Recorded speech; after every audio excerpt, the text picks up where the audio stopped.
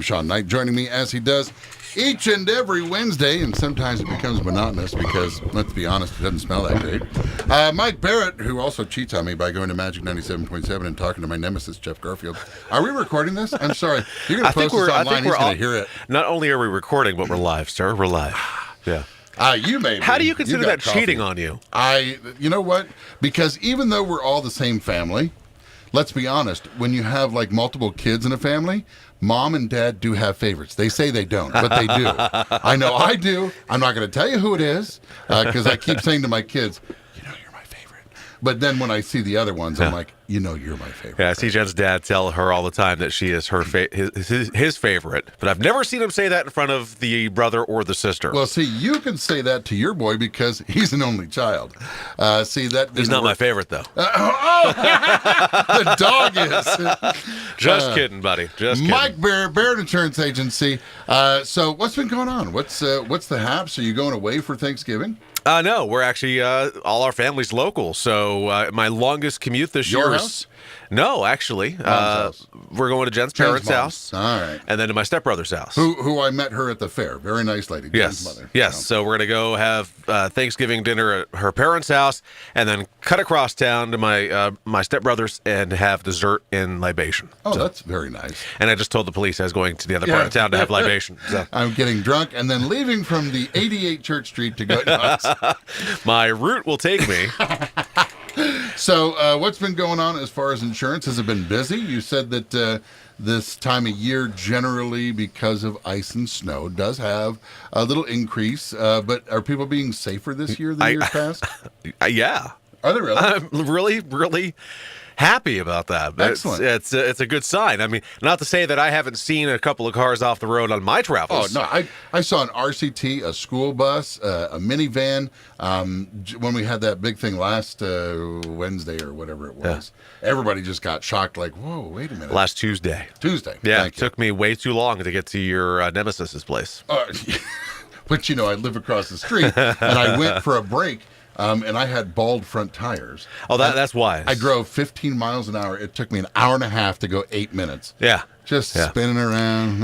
I couldn't get up the one hill near Price Chopper, so I had to take the long way all the way out. That was pretty crazy. But I had four-wheel drive and almost spent the day at a gentleman's house in Sutton.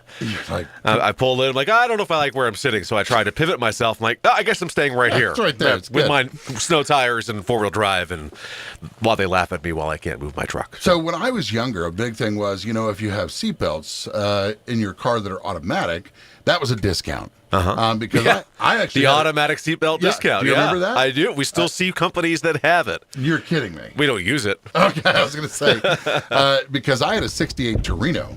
And it had the old seatbelt up on the ceiling where you had to undo it from the clips and put it across to you. Yeah. It was the equivalent of the stair climber's chair. Yes. It wasn't very fast. No, but you know what? If you were busy Luke doing and Duke something, could never use that. But if you were busy doing something and your wife was like the last person to drive, that thing would come across your neck like, seats too far forward. So crediting. That's as definitely. Far as other crediting, I know that's sort of an archaic example, but airbags, anti-lock brakes, daytime running lights. Those are your big ones. Really? Yeah. Now cars are, by federal law, have to have all these things, right? So except for the older ones, of course. Yeah. So it makes you wonder how long those credits will stay there. That's an interesting part of insurance, is that insurance sometimes has a hard time keeping up with the technology, because a lot of the insurance changes that companies put forth, especially when they're admitted carriers, standard carriers, and have to pass everything through the Department of Financial Regulation in their state for review, approval, such and such. Sometimes it's a little bit slow getting things done. Yeah. You think about all the things that you can now install in your house to protect things. You can do a full-time automatic kick-on generator. You could do a whole house surge protector. There's a million and one types of alarm systems out there. Right now, people have timers on Christmas lights. Yeah. I can turn my Christmas lights on and off with an app. That's pretty cool, actually. Yeah. Hey, Siri? Turn my Christmas lights on. Don't do it now. At your house, everybody's waking up at 7:40 in the morning. Ethan's going, yay! Yeah. Ding, ding, ding, ding, ding, ding. As far as all of these new and exciting things that are coming, we have discounts that are available for people being proactive. And I think that that's really important when you talk about insurance, being proactive rather than reactive. Suggestions for people, for homes, for the holidays, for their cars. I mean, what do you... I can't believe the day before Thanksgiving I'm throwing this one out there, but shovel your roof. Really? Not necessarily now, but... No. But because of the fact that the weight of snow tends to collapse? Not necessarily just the weight of snow. So water tends to leak through? So water's going to find the least common denominator, and it's going to say, I'm going down, and it's going to come in.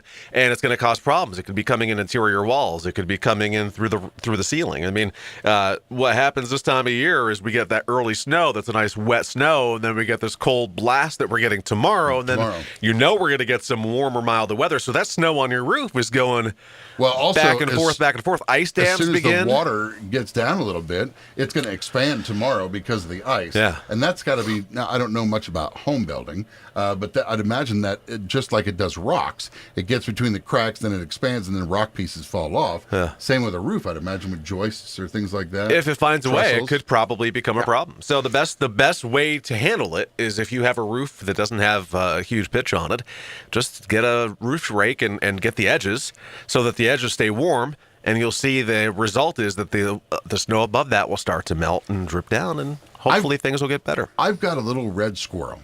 He's become a friend in my loft. I had 38 mice. We've had 9. So you so beat us, by the way. Yeah, home run. But we ran out of oatmeal and peanut butter, so I'm sure there's still more around.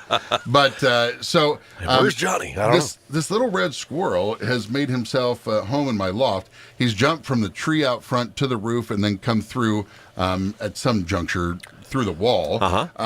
They do damage. If I find red squirrel damage and I don't set a trap or put out poison, am I responsible? Can I get money back if he ruins my roof in some way, shape, or form? Beautiful little exclusion for rodents and vermin on homeowner policies, So is that because we live here? That's everywhere. It's everywhere. Yeah, it's everywhere. So, and believe me, I didn't like that either. When they found, like I said, it was an access point we found in my bulkhead that was basically a highway for the mice. Yeah. So I just set up the equivalent of a roadblock with mouse traps. Until they realized there's a sobriety checkpoint for every mouse coming through. Did you go have libations? Your travels end here, sir. But I also had bats in my attic. So, I mean, you have... we've known that for years. Well, yeah. So, there's a lot of things that can happen that could be excluded like that. But, an ounce of prevention... it's what you need to do. There's that whole cliche adage thing. All right, my bat in the belfry friend, your time is up.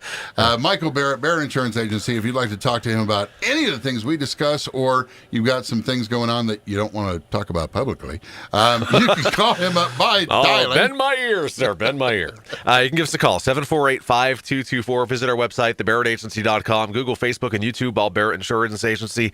We're fully staffed this morning. I'm not in because our oven died. Of all really? Times of the year to have an oven die. You have insurance? No. My well pump had to be replaced a few weeks ago. My dog got sprayed by a skunk, ate mouse poison, and now my oven died the week of Thanksgiving. So I'll be home getting a new oven put in. You just talked about your well pump. Yeah. Interesting statistic. Viagra sales go up 27% from Thanksgiving to Christmas. There you go. What's that have to do with it? I don't want to know.